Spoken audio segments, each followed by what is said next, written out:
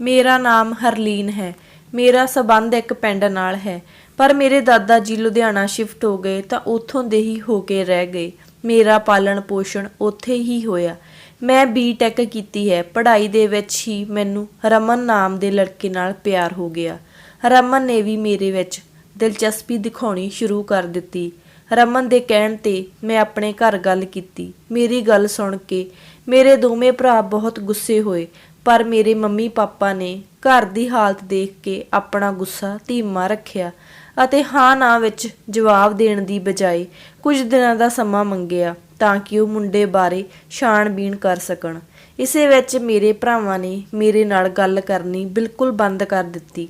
ਨਾ ਮੇਰੇ ਭਰਾ ਮੇਰੇ ਲਈ ਕੋਈ ਚੀਜ਼ ਲੈ ਕੇ ਆਉਂਦੇ, ਨਾ ਮੇਰੇ ਘਰ ਆਉਣ 'ਤੇ ਕਿਸੇ ਤਰ੍ਹਾਂ ਦੀ ਖੁਸ਼ੀ ਦਾ ਇਜ਼ਹਾਰ ਕਰਦੇ।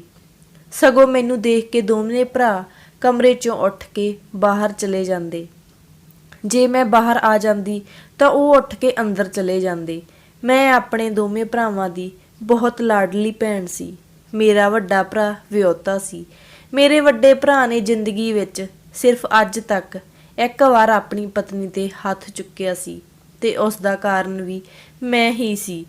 ਮੈਨੂੰ ਯਾਦ ਹੈ ਕਿ ਮੈਂ ਇੱਕ ਵਾਰ ਗਰਮ ਦੁੱਧ ਕੌਲੀ ਵਿੱਚ ਪਾ ਕੇ ਪੀ ਰਹੀ ਸੀ ਤੇ ਮੇਰੇ ਕੋਲ ਮੇਰੀ ਭਤੀਜੀ, ਜੋ ਕਿ ਉਸ ਸਮੇਂ 2 ਸਾਲ ਦੀ ਸੀ, ਮੇਰੇ ਕੋਲ ਖੇਡ ਰਹੀ ਸੀ। ਮੈਂ ਗਲਾਸ ਵਿੱਚੋਂ ਗਰਮ ਦੁੱਧ ਕੌਲੀ ਵਿੱਚ ਪਾਇਆ।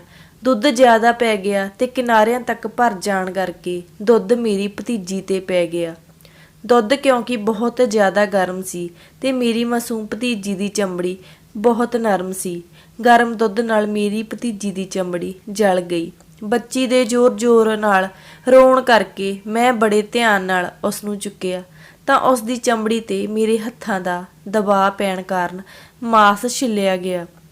ਤਾਂ ਮੇਰੀ ਭਾਬੀ ਨੇ ਗੁੱਸੇ ਵਿੱਚ ਮੈਨੂੰ ਕਿਹਾ, ਤੂੰ ਤਾਂ ਸਿਆਣੀ ਹੈ, ਤੈਨੂੰ ਤਾਂ ਪਤਾ ਹੋਣਾ ਚਾਹੀਦਾ ਸੀ ਕਿ ਨੀਚੇ ਛੋਟੀ ਬੱਚੀ ਬੈਠੀ ਹੈ। ਭਾਬੀ ਦੇ ਇੰਨਾ ਕਹਿਣ 'ਤੇ ਮੈਂ ਉੱਠ ਕੇ ਅੰਦਰ ਚਲੀ ਗਈ ਤੇ ਰੋਣ ਲੱਗ ਗਈ। ਮੇਰੇ ਭਰਾਵਾਂ ਦੀ ਆਦਤ ਹੈ, ਜਦੋਂ ਵੀ ਘਰ ਆਉਂਦੇ ਤਾਂ ਸਿੱਧਾ ਮੇਰੇ ਕਮਰੇ ਵਿੱਚ ਆਉਂਦੇ ਹਨ ਅਤੇ ਮੈਨੂੰ ਨਾਲ ਲੈ ਕੇ ਮਾਂ ਕੋਲ ਚਲੇ ਜਾਂਦੇ। ਅੱਜ ਜਦੋਂ ਮੇਰਾ ਵੱਡਾ ਭਰਾ ਕੰਮ ਤੋਂ ਆਇਆ ਤੇ ਮੇਰੇ ਕਮਰੇ ਵਿੱਚ ਆ ਕੇ ਦੇਖਿਆ ਤਾਂ ਮੈਂ ਰੋ ਰਹੀ ਸੀ। ਮੇਰੇ ਭਰਾ ਨੇ ਮੈਨੂੰ ਰੋਣ ਦਾ ਕਾਰਨ ਪੁੱਛਿਆ। ਮੈਂ ਦੱਸਿਆ ਕਿ ਭਾਬੀ ਨੇ ਝੜਕਿਆ ਹੈ। ਮੇਰੇ ਭਰਾ ਨੇ ਦੂਜਾ ਸਵਾਲ ਨਹੀਂ ਪੁੱਛਿਆ, ਮੇਰਾ ਹੱਥ ਫੜ ਕੇ ਸਿੱਧਾ ਭਾਬੀ ਦੇ ਕਮਰੇ ਵਿੱਚ ਲੈ ਗਿਆ ਤੇ ਭਾਬੀ ਨੂੰ ਜ਼ੋਰਦਾਰ ਥੱਪੜ ਮਾਰਨ ਤੋਂ ਬਾਅਦ ਭਾਬੀ ਤੋਂ ਮੇਰੀ ਗਲਤੀ ਪੁੱਛੀ ਤਾਂ ਭਾਬੀ ਨੇ ਦੱਸਿਆ ਕਿ ਉਸਨੇ ਬੱਚੀ 'ਤੇ ਗਰਮ ਦੁੱਧ ਡੋਲ ਦਿੱਤਾ ਹੈ। ਮੈਂ ਮਾਂ ਸੀ, ਮੇਰੇ ਤੋਂ ਸਹਿਣ ਨਹੀਂ ਹੋਇਆ ਤਾਂ ਮੈਂ ਇਸ ਨੂੰ ਝਿੜਕ ਦਿੱਤਾ।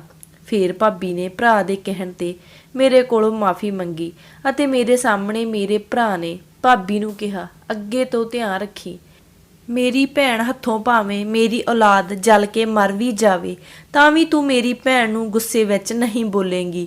ਉਹ ਦਿਨ ਤੇ ਅੱਜ ਦਾ ਦਿਨ ਮੇਰੀ ਭਾਬੀ ਦੀ ਆਵਾਜ਼ ਮੇਰੇ ਸਾਹਮਣੇ ਉੱਚੀ ਨਹੀਂ ਹੋਈ। ਖੈਰ ਸਮਾਂ ਗੁਜ਼ਰਦਾ ਗਿਆ। ਮੈਂ ਵੀ ਆਪਣੇ ਭਰਾਵਾਂ ਨੂੰ ਮਨਾਉਣ ਦੀ ਕੋਸ਼ਿਸ਼ ਨਹੀਂ ਕੀਤੀ। ਇਸੇ ਦੌਰਾਨ ਮੇਰੀ ਮਾਂ ਨੇ ਮੈਨੂੰ ਆਪਣੇ ਫੈਸਲੇ ਤੋਂ ਪਿੱਛੇ ਹਟ ਜਾਣ ਲਈ ਕਿਹਾ, ਪਰ ਮੈਂ ਆਪਣੀ ਜਿੱਦ 'ਤੇ ਅਟਲ ਰਹੀ। ਅਖੀਰ 2 ਮਹੀਨੇ ਦੀ ਛਾਣਬੀਣ ਤੋਂ ਬਾਅਦ ਮੇਰੇ ਪਾਪਾ ਨੇ ਰਮਨ ਨੂੰ ਇਹ ਕਹਿੰਦੇ ਹੋਏ ਰਿਜੈਕਟ ਕਰ ਦਿੱਤਾ ਕਿ ਰਮਨ ਨਾ ਸਿਰਫ ਛੋਟੇ-ਮੋਟੇ ਜੁਰਮਾਂ ਦਾ ਆਦੀ ਹੈ, ਬਲਕਿ ਦੂਜੇ ਪਾਸੇ ਨਸ਼ੇ ਵੀ ਵੇਚਦਾ ਹੈ। ਇਸ ਦੇ ਭਰਾ ਤੇ ਬਾਪ ਵੀ ਚੰਗੇ ਚਰਿੱਤਰ ਦੇ ਲੋਕ ਨਹੀਂ ਹਨ। ਉਹਨਾਂ ਵਿੱਚ ਨਾ ਹੀ ਇਨਸਾਨੀਅਤ ਹੈ, ਨਾ ਹੀ ਉਹਨਾਂ ਦੇ ਨੇੜੇ ਵਾਲੇ ਲੋਕ ਸੁਰੱਖਿਅਤ ਹਨ। ਉਹਨਾਂ ਦੇ ਜ਼ੁਲਮ ਦੀ ਮਿਸਾਲ ਦਿੰਦੇ ਹੋਏ ਪਾਪਾ ਨੇ ਦੱਸਿਆ ਕਿ ਅੱਜ ਮੈਂ ਉਹਨਾਂ ਨੂੰ ਮਿਲਣ ਉਹਨਾਂ ਦੇ ਪਿੰਡ ਗਿਆ ਸੀ ਤਾਂ ਦੇਖਿਆ ਕਿ ਕੁਝ ਲੋਕ ਗਧੇ ਨੂੰ ਦਰਖਤ ਨਾਲ ਬੰਨ੍ਹ ਕੇ ਉਸ 'ਤੇ ਤੇਲ ਛਿੜਕ ਰਹੇ ਸਨ। ਮੇਰੇ ਪੁੱਛਣ 'ਤੇ ਲੋਕਾਂ ਨੇ ਦੱਸਿਆ ਕਿ ਇਸ ਗਧੇ ਨੇ ਰਮਨ ਦੇ ਖੇਤਾਂ ਦਾ ਬਹੁਤ ਨੁਕਸਾਨ ਕੀਤਾ ਹੈ। ਮੇਰੇ ਮਨਾ ਕਰਨ ਦੇ ਬਾਵਜੂਦ ਵੀ ਉਹਨਾਂ ਨੇ ਗਧੇ ਨੂੰ ਜਲਾ ਦਿੱਤਾ। ਉਹ ਕਹਿੰਦੇ, ਜੇਕਰ ਅਸੀਂ ਗਧੇ ਨੂੰ ਨਹੀਂ ਜਲਾਵਾਂਗੇ ਤਾਂ ਸਾਡਾ ਮਾਲਕ ਸਾਨੂੰ ਜਲਾ ਦੇਵੇਗਾ। ਮੈਨੂੰ ਪਾਪਾ ਦੀਆਂ ਗੱਲਾਂ 'ਤੇ ਯਕੀਨ ਨਾ ਹੋਇਆ। ਮੈਨੂੰ ਲੱਗਿਆ ਕਿ ਮੇਰੇ ਪਾਪਾ ਮੇਰੇ ਤੋਂ ਸਿਰਫ ਮੇਰਾ ਪਿਆਰ ਖੋਣਾ ਚਾਹੁੰਦੇ ਹਨ।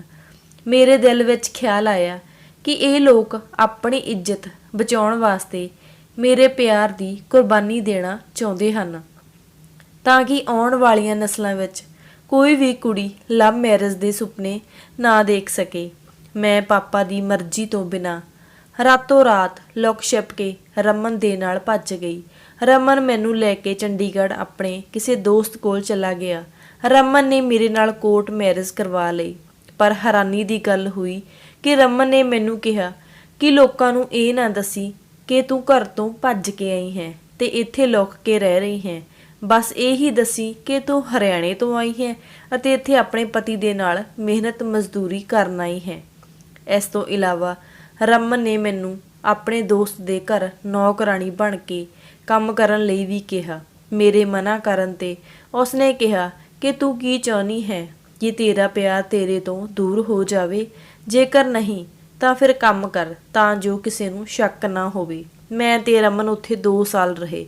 ਉਸ ਦੌਰਾਨ ਰਮਨ ਆਪਣੇ ਪਿੰਡ ਆਉਂਦਾ ਜਾਂਦਾ ਰਿਹਾ, ਜਦੋਂ ਕਿ ਮੈਂ ਉੱਥੇ ਚੰਡੀਗੜ੍ਹ ਵਿੱਚ ਹੀ ਰਹੀ। 2 ਸਾਲ ਬਾਅਦ ਮੈਂ ਪ੍ਰੈਗਨੈਂਟ ਹੋ ਗਈ। ਇੱਕ ਵਾਰ ਰਮਨ ਨੇ ਅਚਾਨਕ ਪਿੰਡ ਜਾਣ ਦਾ ਫੈਸਲਾ ਕੀਤਾ ਅਤੇ ਮੇਰੇ ਜਿੱਦ ਕਰਨ ਤੇ ਮੈਨੂੰ ਵੀ ਨਾਲ ਲੈ ਆਇਆ।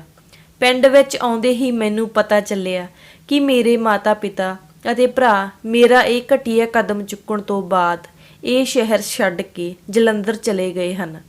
ਮੈਂ ਰਮਨ ਨਾਲ ਰਹਿਣ ਲੱਗੀ, ਪਰ ਰਮਨ ਨੇ ਮੈਨੂੰ ਆਪਣੇ ਘਰ ਵਾਲਿਆਂ ਤੋਂ ਅਲੱਗ ਰੱਖਿਆ ਕਿਉਂਕਿ ਉਸਨੇ ਆਪਣੇ ਘਰ ਵਾਲਿਆਂ ਨੂੰ ਸਾਡੇ ਵਿਆਹ ਬਾਰੇ ਨਹੀਂ ਦੱਸਿਆ ਸੀ। ਮੈਨੂੰ ਰਮਨ ਦੀ ਇਸ ਗੱਲ ਤੇ ਹੈਰਾਨੀ ਹੋਈ, ਪਰ ਮੈਂ ਇਹ ਸੋਚ ਕੇ ਚੁੱਪ ਹੋ ਗਈ ਕਿ ਇਸ ਵਿੱਚ ਵੀ ਕੋਈ ਕਾਰਨ ਹੋਵੇਗਾ। ਇੱਕ ਵਾਰ ਮੇਰੀ ਤਬੀਅਤ ਖਰਾਬ ਹੋ ਗਈ ਤਾਂ ਰਮਨ ਮੈਨੂੰ ਹਸਪੀਟਲ ਲੈ ਗਿਆ।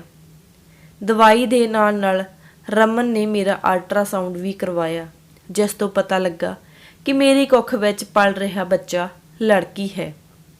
ਰਮਨ ਨੇ ਮੈਨੂੰ ਅਬੋਰਸ਼ਨ ਕਰਾਉਣ ਲਈ ਮਜਬੂਰ ਕਰਨਾ ਸ਼ੁਰੂ ਕਰ ਦਿੱਤਾ ਤੇ ਮੇਰੇ ਪੁੱਛਣ ਤੇ ਉਸਨੇ ਦੱਸਿਆ ਕਿ ਮੈਂ ਨਹੀਂ ਚਾਹੁੰਦਾ ਕੱਲ ਨੂੰ ਮੇਰੀ ਧੀ ਵੀ ਘਰੋਂ ਭੱਜ ਕੇ ਲੋਕਾਂ ਦੇ ਸਵਾਦ ਦਾ ਸਮਾਨ ਬਣੇ। ਰਮਨ ਦੇ ਮੂੰਹੋਂ ਇੰਨੇ ਘਟੀਆ ਇਲਜ਼ਾਮ ਸੁਣ ਕੇ ਮੇਰੇ ਪੈਰਾਂ ਥੱਲਿਓਂ ਜ਼ਮੀਨ ਨਿਕਲ ਗਈ, ਪਰ ਫਿਰ ਵੀ ਮੈਂ ਅਬੋਰਸ਼ਨ ਕਰਵਾਉਣ ਤੋਂ ਸਾਫ਼ ਮਨਾ ਕਰ ਦਿੱਤਾ। ਜਿਵੇਂ ਜਿਵੇਂ ਮੇਰੇ ਤੇ ਰਮਨ ਦੇ ਸਬੰਧ ਪੁਰਾਣੇ ਹੋਣ ਲੱਗੇ, ਰਮਨ ਦੇ ਜ਼ੁਲਮ ਖੁੱਲ੍ਹ ਕੇ ਮੇਰੇ ਸਾਹਮਣੇ ਆਉਣ ਲੱਗੇ। ਰਮਨ ਸੱਚਮੁੱਚ ਹੀ ਨਜਾਇਜ਼ ਕੰਮਾਂ ਵਿੱਚ ਸ਼ਾਮਲ ਸੀ। ਮੈਂ ਜਦ ਅਬੋਰਸ਼ਨ ਕਰਵਾਉਣ ਤੋਂ ਸਾਫ਼ ਮਨਾ ਕਰ ਦਿੱਤਾ ਅਤੇ ਆਪਣੀ ਜਿੱਦ ਤੇ ਅੜ ਗਈ ਤਾਂ ਰਮਨ ਨੇ ਜ਼ਬਰਦਸਤੀ ਤਲਾਕ ਲੈਣ ਤੋਂ ਬਾਅਦ ਜਾਨਵਰਾਂ ਦੇ ਬਾੜੇ ਵਿੱਚ ਬਣੇ ਇੱਕ ਕਮਰੇ ਵਿੱਚ ਬੰਦ ਕਰਕੇ ਮੇਰੇ ਉੱਪਰ ਤੇਲ ਛਿੜਕ ਕੇ ਅੱਗ ਲਗਾ ਦਿੱਤੀ। ਮੈਂ ਸਾਰੀ ਝੁਲਸ ਗਈ। ਮੇਰੇ ਪੇਟ ਵਿੱਚ ਪਲ ਰਿਹਾ 5 ਮਹੀਨਿਆਂ ਦਾ ਬੱਚਾ ਅੰਦਰ ਹੀ ਖਤਮ ਹੋ ਗਿਆ। ਰਮਨ ਦੇ ਇੱਕ ਦੋਸਤ ਨੇ ਚੋਰੀ ਛਿਪੇ ਮੈਨੂੰ ਉੱਥੋਂ ਕੱਢਿਆ ਤੇ ਹਸਪਤਾਲ ਪਹੁੰਚਾਇਆ। ਮੇਰੀ ਜਾਨ ਤਾਂ ਬਚ ਗਈ, ਪਰ ਮੇਰਾ ਸਾਰਾ ਸਰੀਰ ਝੁਲਸ ਗਿਆ। ਮੈਂ ਰਮਨ ਤੇ ਕਾਨੂੰਨੀ ਕਾਰਵਾਈ ਕਰਨ ਬਾਰੇ ਸੋਚਿਆ ਤਾਂ ਰਮਨ ਦੇ ਉਸੇ ਦੋਸਤ ਨੇ ਮੈਨੂੰ ਮਨਾ ਕਰਦੇ ਹੋਏ ਸਮਝਾਇਆ ਕਿ ਇੱਕ ਵਾਰ ਤਾਂ ਤੂੰ ਬਚ ਗਈ, ਪਰ ਜ਼ਿੰਦਗੀ ਹਰ ਵਾਰ ਮੌਕਾ ਨਹੀਂ ਦਿੰਦੀ। ਮਜਬੂਰਨ ਮੈਂ ਚੁੱਪ ਰਹਿ ਗਈ।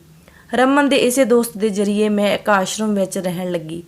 ਅੱਜ ਮੈਂ ਆਸ਼ਰਮ ਵਿੱਚ ਰਹਿੰਦੀ ਹਾਂ, ਜਿੱਥੇ ਮੈਨੂੰ ਤਕਲੀਫ ਵਿੱਚ ਦੇਖ ਕੇ ਕਿਸੇ ਨੂੰ ਦਰਦ ਮਹਿਸੂਸ ਨਹੀਂ ਹੁੰਦਾ, ਜਿੱਥੇ ਕੋਈ ਪਿਆਰ ਨਾਲ ਆ ਕੇ ਮੇਰੇ ਮੱਥੇ ਨੂੰ ਨਹੀਂ ਚੁੰਮਦਾ, ਜਿੱਥੇ ਕੋਈ ਮੈਨੂੰ ਦੁਨੀਆ ਵਿੱਚ ਵਸਣ ਵਾਲੇ ਇਨਸਾਨੀ ਦਰਿੰਦਿਆਂ ਦੀ ਹਕੀਕਤ ਨਹੀਂ ਦੱਸਦਾ।